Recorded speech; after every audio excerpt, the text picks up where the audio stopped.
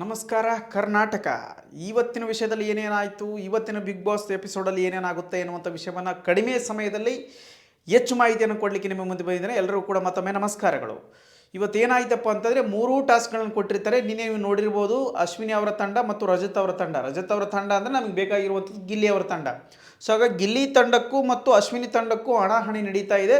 ಇಲ್ಲಿವರೆಗೂ ಕೂಡ 3 ಟಾಸ್ಕ್ಗಳನ್ನು ಕೊಟ್ಟಿದ್ದಾರೆ. 3 ಟಾಸ್ಕ್ನಲ್ಲಿ ಮೊದಲ ಟಾಸ್ಕ್ನಲ್ಲಿ ಏನಾಗಿತ್ತು, ಅಚ್ಚೆ ಹಾಕಿಸ್ಕೊಳ್ಬೇಕು ಎನ್ನುವಂಥ ಟಾಸ್ಕ್ನಲ್ಲಿ ಕೂಡ ಗಿಲ್ಲಿ ತಂಡ ಅವರು ಗೆದ್ದಿತ್ತು. ಅದಾದ ನಂತರ ಎರಡನೇ ಟಾಸ್ಕ್ ಏನಾಗಿತ್ತಪ್ಪ ಅಂತಂದರೆ, ಯಾರು ಅಚ್ಚೆ ಇದು ತಲೆಗೆ ಒಂದು ಆ ಬಣ್ಣವನ್ನು ಕೊಡ್ತಾರೆ ಬಿಗ್ ಬಾಸ್ ಅವರು, ಅದನ್ನು ಹಚ್ಕೋಬೇಕು ಎನ್ನುವಂಥ ಮಾಹಿತಿ ಕೊಟ್ಟಿರ್ತಾರೆ. ಸೊ ಹಾಗಾಗಿ ಅಲ್ಲಿ ಬಜರ್ ಯಾರು ಒತ್ತುತ್ತಾರೋ ಅವ್ರ ತಂಡಕ್ಕೆ ಆ ಫಸ್ಟ್ ಟಾಸ್ಕ್ ಹೇಳ್ತಾರೆ. ಅದಾದ ನಂತರ ಇವರು ಕ್ಯಾಪ್ಟನ್ಗಳು ಹೋಗ್ಬಿಟ್ಟು, ಅಂದರೆ ಯಾರ್ಯಾರು ರಜತ್ ಮತ್ತು ಅಶ್ವಿನಿ ಗೌಡ ಅವರು ಎರಡೂ ತಂಡಗಳ ನಾಯಕರಾಗಿರ್ತಾರೆ. ಹಾಗಾಗಿ ಅವರಿಬ್ಬರನ್ನು ಕೂಡ ಬಿಗ್ ಬಾಸ್ ಸ್ಪೆಷಲ್ ರೂಮಿಗೆ ಕರೆಸಿಬಿಟ್ಟು ಒಂದಾನೊಂದು ಪ್ರಶ್ನೆಗಳನ್ನು ಕೇಳ್ತಾರೆ. ಆ ಪ್ರಶ್ನೆಗಳಿಗೆ ಯಾರು ಹೋಗಿ ಆ ಟಾಸ್ಕನ್ನು ಆ ಒಂದು ಬಜರ್ನ ಒತ್ತುತ್ತಾರೋ, ಆ ಬಜರ್ ಒತ್ತಿದ ನಂತರ ಯಾರಿಗೆ ಆ ಟಾಸ್ಕ್ ಮಾಡೋಕ್ಕಾಗಲ್ವೋ ಆ ತಂಡ ಒಂದು ಸೋಲುತ್ತೆ ಎನ್ನುವಂಥ ಮಾಹಿತಿ ಇಲ್ಲಿ ವಿಲನ್ ಕೊಡ್ತಾ ಹೋಗ್ತಾನೆ. ಆದ್ದರಿಂದ ಈ ಒಂದು 3 ಟಾಸ್ಕ್ಗಳನ್ನು ಕೊಟ್ಟಿದ್ದಾರೆ. ಈ 3 ಟಾಸ್ಕ್ಗಳಲ್ಲಿ ಕೂಡ ಈಗ ಲೀಡಿಂಗಲ್ಲಿರುವಂಥದ್ದು ಗಿಲ್ಲಿಯವರ ತಂಡ, ಅಂದರೆ ರಜತ್ ಅವರ ತಂಡ.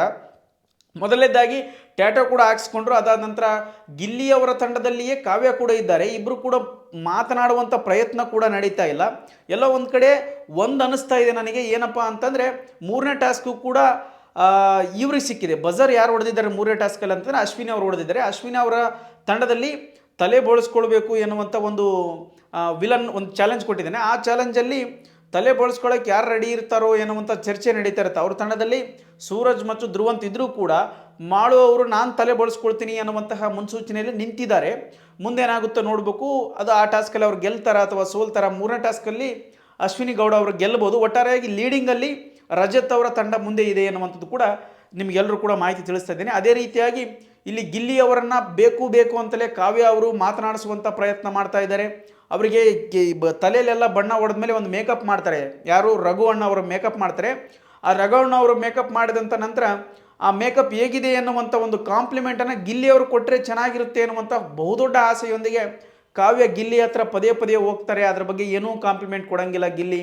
ಅದಾದ ನಂತರ ಸ್ಪಂದನ ಅವರು ಒಂಥರ ಅವರಿಗೆ ಪುಷ್ ಮಾಡಲಿಕ್ಕೋಸ್ಕರ ಗಿಲ್ಲಿ ಪಕ್ಕದಲ್ಲೇ ಕುಂತಿರುವಂತಹ ರಕ್ಷಿತಾ ಅವರಿಗೆ, ರಕ್ಷಿತಾ ಈ ಪೇಂಟಿಂಗ್ ಹೇಗಿದೆ ಅಥವಾ ಈ ಕಾವ್ಯ ಹೇಗೆ ಕಾಣಿಸ್ತಿದ್ದಾಳೆ ಎನ್ನುವಂಥ ಮಾಹಿತಿಯನ್ನು ಕೂಡ ಕೇಳ್ತಾರೆ. ಆಗ ಗಿಲ್ಲಿ ಹಮ್ಮಿಕೊಂಡು ಪೋಸ್ ಕೊಟ್ಟಿದ್ದು ಸಾಕು, ಕೂತ್ಕೊಳ್ಳವ ಬಂದು ಅಂತೇಳಿ ಗಿಲ್ಲಿ ಅವರು ಕೂಡ ಅವ್ರಿಗೆ ಕೌಂಟ್ರ್ ಕೊಡ್ತಾರೆ ಎನ್ನುವಂಥದ್ದನ್ನು ಇಷ್ಟೆಲ್ಲ ಮಾಹಿತಿ ಇವತ್ತು ನೀವು ನೋಡ್ಬೋದು. ಹಾಗೆ ಒಂದಷ್ಟು ಈ ಬಿಗ್ ಬಾಸಲ್ಲಿ ಈ ಸಾರಿ ವಿಲನ್ ಕೊಡ್ತಿರುವಂಥ ಟಾಸ್ಕ್ ಎಲ್ಲ ಸುಲಭವಾಗಿದ್ದಾವೆ. ಆ ವಿಲನ್ ಅಂದ ತಕ್ಷಣ ಒಂದು ರೀತಿ ಏನೋ ಹೊಸ ರೋಮಾಂಚನಕಾರಿ ಆಗಿರಬೇಕಾಗಿತ್ತು, ಅದಿಲ್ಲ ಏನೋ ಅಂತ ನನ್ನ ಮಾತು. ಹಾಗಾಗಿ ಇವತ್ತಿನ ಟಾಸ್ಕಲ್ಲಿ ಇಷ್ಟ ಆಯಿತು. ಇವತ್ತಿನ ಎಪಿಸೋಡಲ್ಲಿ ನೀವು ಇಷ್ಟನ್ನು ನೋಡ್ಬೋದು ಅಂತ ಹೇಳ್ತಾ ಒಂದೇ ವಿಷಯದಲ್ಲಿ ಒಂದೇ ಚಿಕ್ಕ ಸಮಯದಲ್ಲಿ ಎಲ್ಲ ವಿಷಯವನ್ನು ಹೇಳಿದ್ದೀನಿ ಇವತ್ತಿಂದು. ಧನ್ಯವಾದಗಳು. ಇಷ್ಟ ಆದರೆ ಲೈಕ್ ಮಾಡಿ, ಶೇರ್ ಮಾಡಿ, ತಪ್ಪದೇ ಸಬ್ಸ್ಕ್ರೈಬ್ ಮಾಡಿ ಅಂತ ಹೇಳ್ತಾ ಮತ್ತೊಮ್ಮೆ ಧನ್ಯವಾದಗಳು. Thank you.